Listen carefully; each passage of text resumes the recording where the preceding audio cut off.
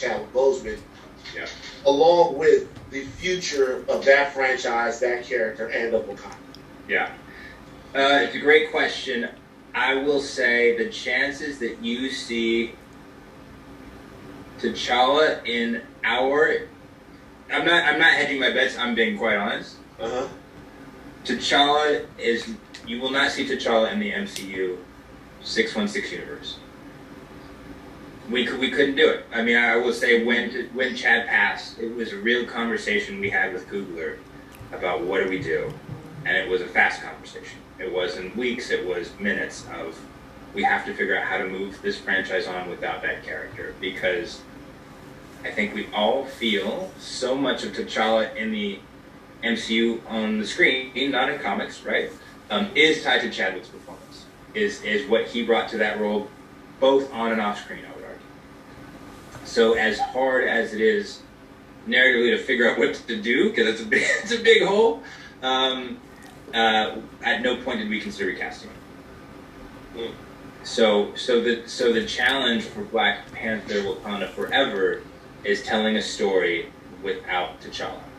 And I think it's a challenge we're up for, and obviously we're in the middle of it, and we're figuring it out, and it's so far, I think what we're getting is great, but the challenge of the movie, I think, is to entertain people, but there will be a level of, I think, catharsis in people coming back to this universe without that guy, because that guy and that universe, to me, are one and the same.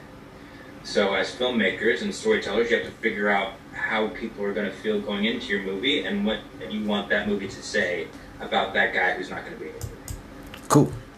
All right, guys. So that was the voice of Marvel Vice President of Development, Nate Moore, and his response on a podcast called The Ringerverse, just discussing what he felt about the MCU going forward, and of course, the choice about not recasting T'Challa. So, mixed bag. This has been one of the most controversial conversations going on around comics regarding the decision of Marvel to recast or not to recast, and all the reasons for the recast. You know, the petition about recast T'Challa is out there, still going crazy. You know, a lot of the forums, the back and forth has been really intense among comic fans, and there's a really big debate. And just to even out the arguments, this decision for the recast, people are saying that, oh, we need to keep a black man as a figure to inspire kids. We need, T'Challa to tell. We need T'Challa's stories to inspire us, to keep that transparency between what the character means, going, and what it means to black culture going. And then the decision not to recast, people are saying that T'Challa's performance, or Chadwick Boseman's performance, was just too real, too impactful for someone else to just pick up. And that's a lot of responsibility. And I understand the arguments for both sides. And Wakanda Alliance, what we do, no matter what's going on in the movies, we're looking at the comics, we're pulling all the great content out of the comics to teach kids and teach the communities about the greatness of Wakanda, not just the Black Panther character himself, but Shuri and the Queens, the Dora Milaje, all the people going on in Wakanda, and what those relationships mean, and all the interconnectivity between them, and how it reflects directly from Black and African culture and Black and African problems and solutions. So, I understand Marvel's position, for someone else to come in and take up the Black Panther mantle. And it is a mantle. It's not just a regular job. It's not just a regular acting character, movie person on screen. This is a mantle to us, right? So with that, it needs to be treated with a level of respect and a level of care. You can't just force anybody into that role.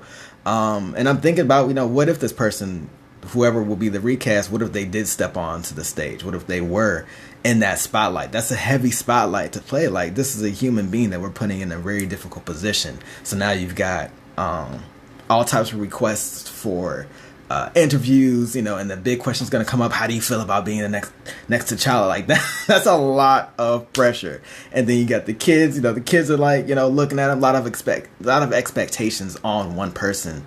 Even though it's only a year or two out, that's not a lot of time. That's really not a lot of time. So I definitely understand why they wouldn't want to put somebody in that position. And that's also like pressure on the set itself coming from the director and the co-stars and all that. Like it's it's a lot. And I can't really imagine anybody who would want to be in that position. You know what I'm saying? There's just so much pressure. Every article, and like, look at all these actors and these Hollywood people who are just, professionals in general who have a very big strain on their mental health when they're just acting. This is not even fulfilling a major character's role. This is just any type of movie. Trying the method acting that people get into, trying to be that character in their mind. That's a lot. And again, it would be hard for both sides. It would be hard for the people who are directing the movie, and it'd be hard for everybody on set. The emotions coming up from the characters from the last movie, being on there and looking at this person. And now this person is that person who was very dear to you, who passed away. And, that's a big thing. So, yes. And of course, the specifics of, this character will not be recast in the 616 universe. So, yes, we might get like a glimpse of something of a different universe where there's a new T'Challa, which would be great. That's, we're used to that. We're comic book fans. We're used to, these other characters coming in and characters leaving and coming back and whatnot. But this is still like a very sensitive, space for that. But I also need people to realize that you can't discredit or disregard the power of black entertainment. And what I mean by that is, if you are a fan of black entertainment, you should have trust in people's ability to deliver an awesome product, to deliver a moving product.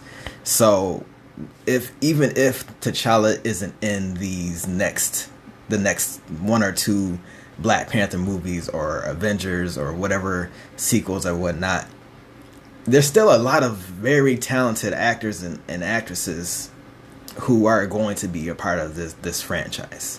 They still have the power to deliver a very impactful product. And I'm with a lot of the youth, right? I'm with a lot of the kids, and they tell me who their favorite characters are. And T'Challa's definitely in there, but they're also saying Shuri. They're also saying Okoye. They're also saying W'Kabi. They're saying Killmonger. So they're not just looking at one character to carry this film. They're looking at everything. And these kids they're new to Black Panther, of course, but they're seeing it in its entirety, in a bigger picture. And so with that, I think that there's still a way that Wakanda can mean something special to the youth. Black Panther can mean something special to the youth. And of course, Black Panther's the mantle. It can be passed around to different people. And I don't think that any of the characters who are part of it now are too far or outside the scope of making a good Black Panther character. I understand the recast T'Challa. I'm not mad at the whole petition thing. Like, yes, you need to vocalize how important it is to have, these characters in our movies and in the spotlight and, making a difference out there. But of course, again, that position comes with a lot of pressure, right? Can you imagine like the next person going around, going in front of cameras all the time, having to show up to functions, to hospitals, all that stuff. There's just like that's so much. And of course, the next phase is going to carry us probably to about 2023, 2024. So we'll see what happens with that. Some things that might happen, what I'm guessing is that they'll bring another T'Challa in from a different universe. But I mean, again, there's other Black Panthers too. Maybe they'll bring one back from the past or something. Or maybe one will come from the future. Maybe Black Panther's son, is a character that comes to the present. Because that also happened in the comics a couple times, right? They had, I think his name was Azari. And they had, what's the young sister's name? She had her own like pet panther, right? She had her own pet panther, and she came in like with the X-Men and all that. She had the powers of Storm, Chimera, right? So they have Chimera, they have Azari. So I think that there's a storyline there too, because that introduces the X-Men and some other things like that. Right. And so then maybe, and X-Men hasn't even been announced yet. So maybe they're waiting to reset the universe because in T'Challa and Storm, when they first met, they were kids. So maybe they'll do some retelling around that.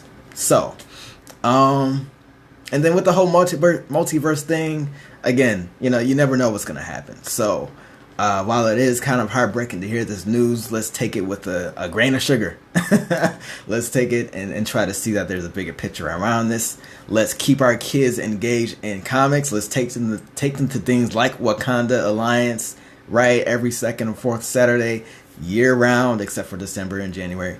Besides that, year round, let's bring our kids to these comic book shops. Let's teach them history about Black Panther and all the other great black superheroes out there. Let's look at other titles and look at indie comics that are doing great things and telling our perspective, who have all black teams and, you know, forming great products that they can deliver to their audiences. And that can be an intergenerational audience, the adults, the older people, the younger people.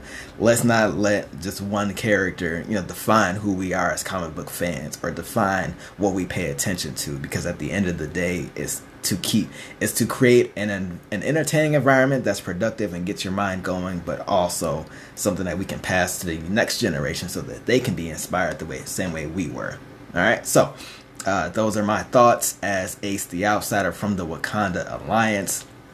I'm sure my other tribe members are feeling similar things. We'll talk about that tonight because we meet every week, right? We meet every week to talk about what we're going to do. So that's definitely going to be a talking point. But, you know, I wanted to just throw this information out there and throw this perspective out there because for the last year and a half, man, every forum that I've been on has just been a battle. Anytime there's a T'Challa mention or anything Wakanda mentioned, people do the hashtag recast T'Challa, and then it's a big battle between, oh, he should be recast because of this, and no, you should be quiet because of this. It's just like a lot, and people really get really aggressive. But let's have production as the common denominator. Let's have constructivity as the common denominator so that we keep good conversations going, and let's keep this whole fanhood, you know, a nice environment. All right, y'all. That's where I'm going to leave it at. Leave your comments below. This should be on our IGTV. I'll repost this to our YouTube. Follow us on Instagram at Wakanda Alliance. On Facebook, Wakanda Alliance Program. TikTok, Wakanda_Alliance. And of course, our YouTube, Wakanda Alliance Program. All right. So be well, be safe out there. And as always, hey, listen, rest in peace, Chadwick Boseman. It's Wakanda forever. Ashe. Peace.